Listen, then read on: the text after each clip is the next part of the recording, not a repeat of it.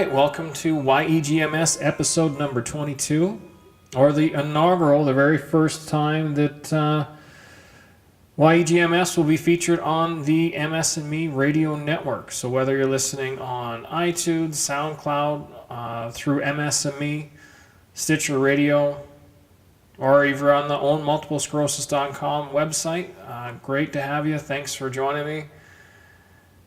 It's been a strange month since I last released episode number 21.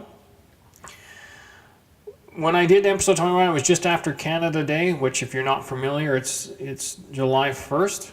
Yeah, I know my American listeners have the 4th of July, so a very happy belated birthday to your country, and our country's birthday's on July 1st. So on those last one, it was just after July 1st that I recorded the episode. And I had mentioned my Canada Day playlist. What it was, we were sitting around the cabin, and a bunch of us, and we had we have a subscription to a audio service, a music service. And we were building a playlist throughout the day, and I mentioned what it was, and I asked for any listeners that had any suggestions, anything I missed. And I had two people email me and say, yeah, you missed some stuff. So I would like to thank Jose for emailing me. He suggested Godspeed You by Black Emperor and The Silver Mount Zion. Now, I wasn't familiar with either of these. It's newer stuff for me. I'm an old man, but something definitely to check out online, look up on YouTube. And one that I can't believe that I forgot that we left off, a little embarrassed, but Rob emailed and said, hey, what about the Headstones? And what about Maestro Fresh Wes? Headstones were huge for me, mid-90s-ish, I think, I think it's more 94, 95-ish. I really like them. And how could I forget the godfather of Canadian rap, Maestro Fresh Wes? All I can say about that is I'm embarrassed. that I'm actually embarrassed that that I left him out. And I also like to thank Rob. He made a comment in his email to me, and the comment was, "Thank you for the Normal Guy podcast." In a lot of ways, that's the nicest compliment I think I've ever received about doing this.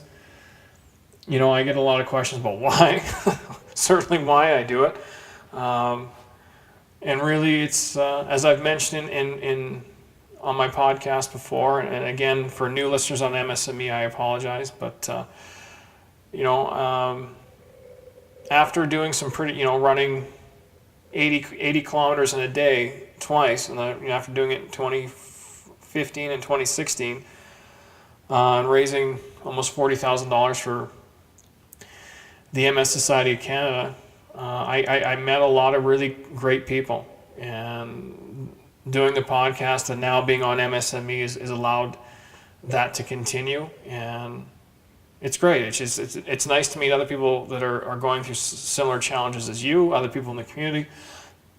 And, I love hearing from people like Jose and Rob, and hopefully you, if you're listening, if you want to get a hold of me, or even if you want to be a guest on the podcast, on the radio show, get a hold of me. You can reach me anytime at Sean, SEAN, at ownmultiplesclerosis.com.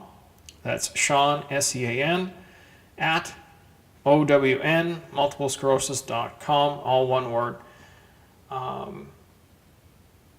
Other stuff, I had an MRI recently, and I learned a new trick, and I don't know, I'm just under 6 feet and 220 pounds, and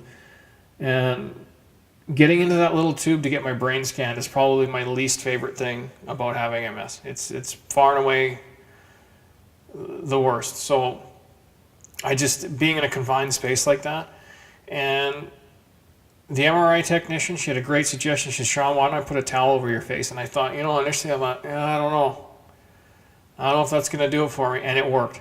I have to say it worked. It made it a lot more pleasant. as pleasant as that experience can be. So just a little tip for anybody out there. It worked for me. I can't guarantee it'll work for you, but hey, if anything's worth a shot, right?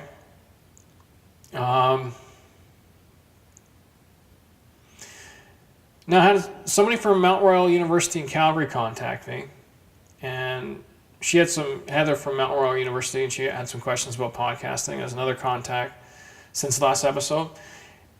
And I also had Chloe from Spoonful of Sugar in London, England, reach out to me. And what she was reaching out for is that they are conducting an MS patient survey. The purpose of the survey is to explore multiple sclerosis patients' understandings, beliefs, and preferences in terms of MS treatment. The research will enable them not only to identify the beliefs and concerns in MS treatment, but will also give them insight into how to address these beliefs and concerns by focusing on the main treatment priorities of people with MS. Might be a little strange to have a Canadian guy tell you about a survey they're doing in the UK, but at the end of the day, if they cure it in the UK, they cure it in Canada. If they cure it in Canada, they cure it in the US. Hey,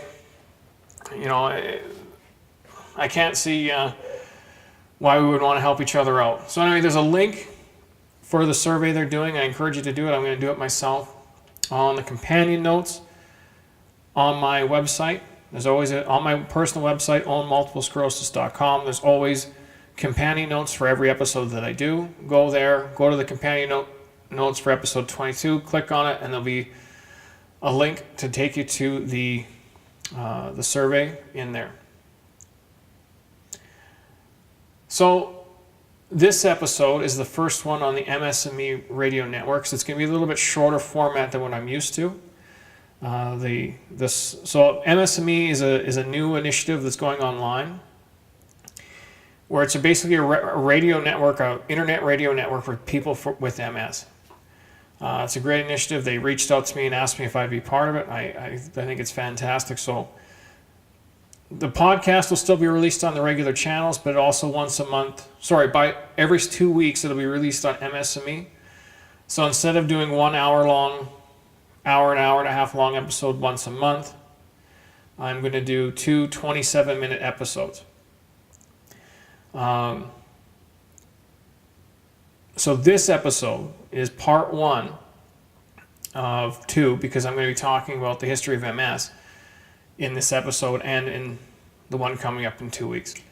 Hopefully that all makes sense. I will leave a link to the MS&Me radio network in the companion notes on my website, allmultiplesclerosis.com. You can also check out MS Unites, as the MS&Me radio network is their initiative. Now coming up is part 1 of a really brief look at the history of multiple sclerosis. And I mean brief. I mean, spread over 2 27-minute episodes. I didn't have a ton of time. But here's part 1. Enjoy.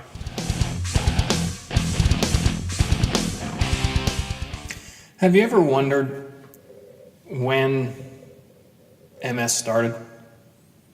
You ever sat back and wondered, I wonder if, a couple hundred years ago or a couple thousand years ago, there were people with MS. Is this a modern disease? Is it related to the Industrial Revolution? I wanted to take some time to look at that. If you've listened to my podcast before, or this is the first time you're hearing me on the MS&Me radio network, it's not really a topic that I've ever looked at. And what I'm about to submit here is not an exhaustive, in-depth history, but just sort of some brief points of stuff that I've picked up, because I think it's an interesting question. So this segment will be part 1 of 2 on the history of MS. And the framework, or sort of where I started looking at it, was a article, which is a PDF that you can get from the National MS Society out of the United States. They're a nonprofit based in New York City. And they released a PDF off their website called The History of Multiple Sclerosis. Now, if you go to my personal website, ownmultiplesclerosis.com, or if you're listening on SoundCloud, if you look in the notes associated to this episode, I'll leave the link to that PDF. So when they were looking at the history of MS sort of in a modern historical context, here's a quote from the PDF. Drawings from autopsies done as early as 1838 clearly show what we now recognize as MS. Then, in 1868, Jean-Martin Charcot, a professor at the University of Paris, who has been called the father of modern neurology, carefully examined a young woman with a tremor of a sort he had never seen before. He noted her other neurological problems, including slurred speech and abnormal eye movements, and compared them to other patients he had seen. When she died, he examined her brain and found the characteristic scars or plaques of MS. Dr. Charcot wrote a complete description of the disease and the changes in the brain that accompany it. However, he was baffled by its cause and frustrated by its resistance to all of his treatments, including strychnine, a deadly poison that in small doses can stimulate nerves. He also tried injections of gold and silver, as they were standard treatments for the other major nerve disorder common at that time, syphilis. That was in the 1800s. And, some of the things that he talks about obviously are very common to all of us who have MS. When you look at your MRI and they show you where the scarring and the plaques on your nervous system. Slurred speech is something which affects me daily.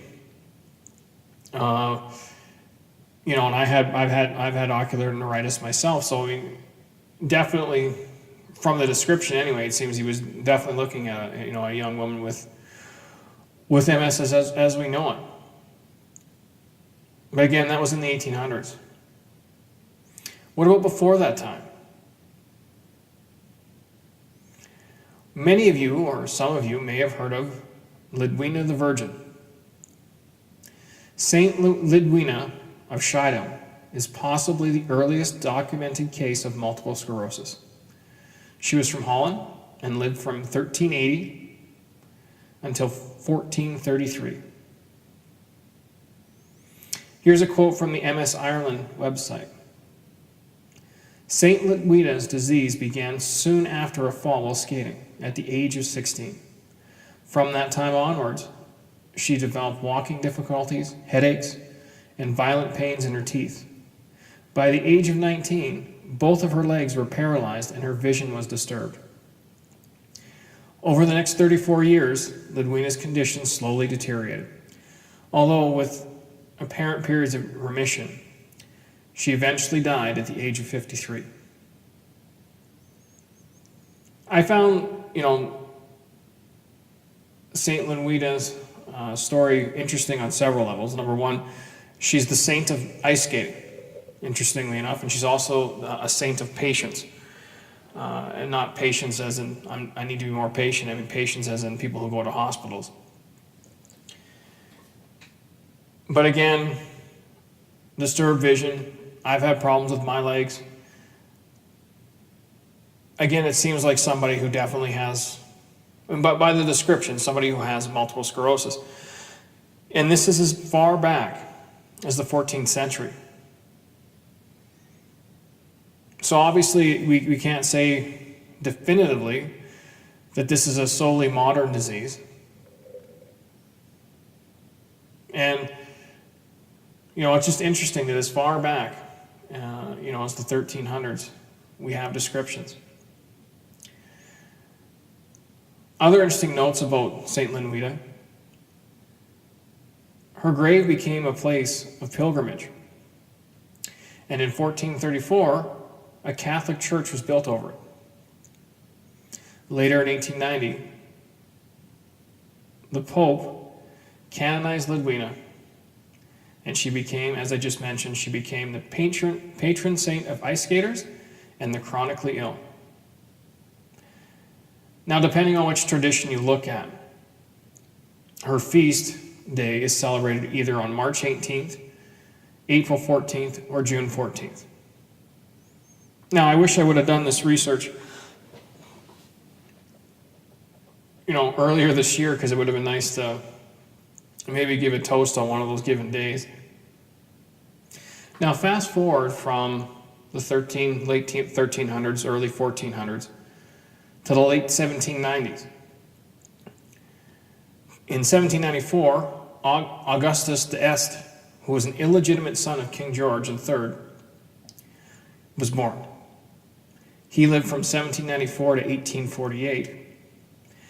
And what's interesting about him is he kept detailed journals for more than 20 years that documented his health problems.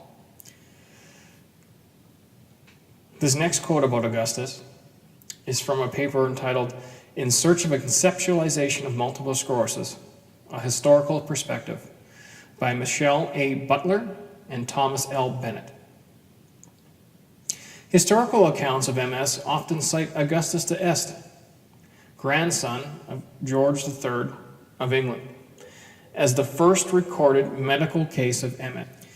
This does seem to be the first nearly undeniable clinical account of MS.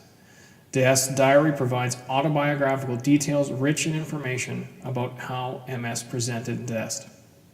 Now, looking at Augustus, what I found fascinating, I don't really know why I found it fascinating, maybe I just found it comforting, because when he just started describing in his diaries his symptoms, again, it really mirrored my experience when I first got diagnosed and when things kind of went pear-shaped on me. That's the toughest time for all of us, is trying to cope with the new you, trying to understand what's happening to you and what your life is going to be from that point forward. For me, it's been learning to understand what my balance is now, what my speech is now. When I go for runs, compensating for things like drop foot, being used to having my lower legs, feet, and hands numb all the time, having problems with my eyes, fatigue. Everybody that's listening, if you have MS or you're close to somebody who has it, you know the drill. I'm sure I'm not describing anything that's foreign to any of you, and I'm sure that some of you listening have it far worse than me. But don't take it from me. Here's a quote from Augustus himself. What I complain of now is that sitting produces a numbness all down the back part of my thighs and legs, and gives me a curious numb sensation in the lower region of the belly. When standing or walking, I cannot keep my balance without a stick. I sleep well when I am not annoyed with the little nervous twitchings in my legs and feet. For the first time in my life, I was attacked by giddiness in the head, which in brackets he writes vertigo. Sickness and total abruption of strength in my limbs. The attack came on whilst I was in my phaeton. I was able to drive to my own house, but totally incapable of getting out of the phaeton. I was carried up to my bedroom, where I was as sick as a dog and broke out the most profuse perspiration. What was interesting for me about that last quote is a few years ago, every time I would bend my neck forward and put my chin on my chest, I would get, it almost felt like a buzzing down my spine. And it just reminded me of that. And I don't know if the rest of you are like me, and I've met other MSers who are, for sure, where I'm sensitive to heat. And what triggers it for me is if I'm outdoors and air's moving around me, I'm fine. But if I'm in indoors or in a car or something where the air is not flowing, I can get really hot really, really fast. And the intensity of the perspiration sometimes, the only thing I can do is either bathe myself in air conditioning or stand in a really cold shower just to get my temperature back down. For example, yesterday I just did a short 5-kilometer run around my neighborhood. And when I got home, it was one of those times where, I felt almost like I was standing on the element of a stove, and that I was just being heated up internally in an incredible way. And, here's a guy describing something similar in the 1840s. Like I said, I think I just take comfort in knowing that I'm not the only one, and maybe that's wrong or right, or I don't know, but in a lot of these papers that I've mentioned and a lot of this information and these quotes, they give a summary of some early suspected MS warriors. And in the next part, so in the next episode of the podcast or the radio show, depending on how you're listening to this, I'm going to talk about moving on from those early cases of early suspected people with, early people that were suspected of having MS early on, to some of the early diagnoses and the early doctors and scientists who really truly discovered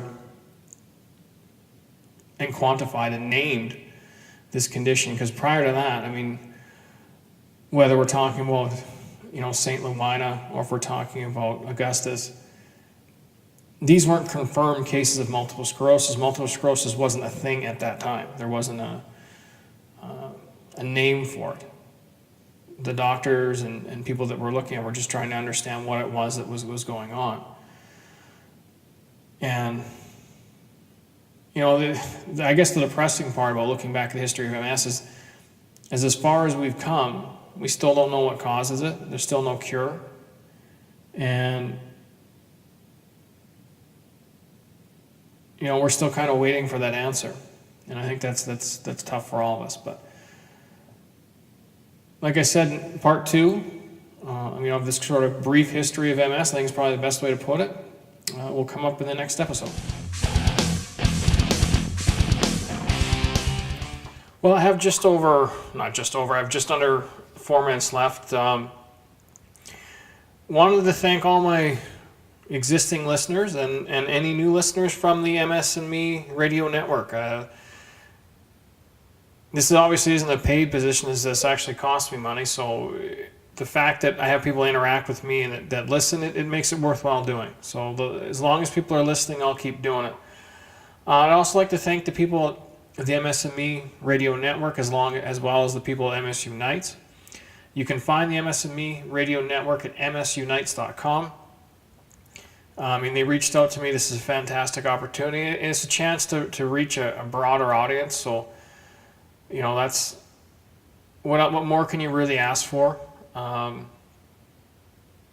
Like I said, I enjoy doing this stuff, and as long as people keep listening, I'll keep doing it.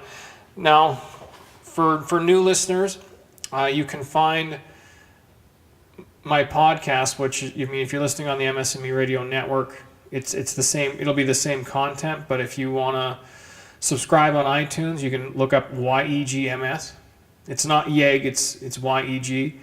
YEG is the radio. YEG is the airport code for the Edmonton International Airport, and that's where I am, Edmonton, Alberta, Canada. So yeah, you can look up YEG MS on iTunes, SoundCloud, Stitcher Radio, and on YouTube.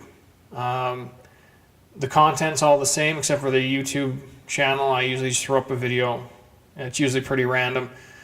So yeah, you can find me there. You can find me on my website, www.ownmultiplesclerosis.com, on Twitter at ownms.com1.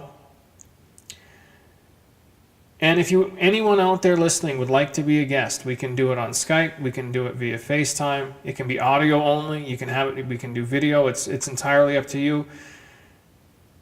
And You control the narrative. We can talk about whatever it is that you want to talk about. If you've listened to the stuff that I've said before on my podcast or anything I've written on my website, if you agree, disagree, it really doesn't matter, because it's the debate that's important. It's talking to other people in the community.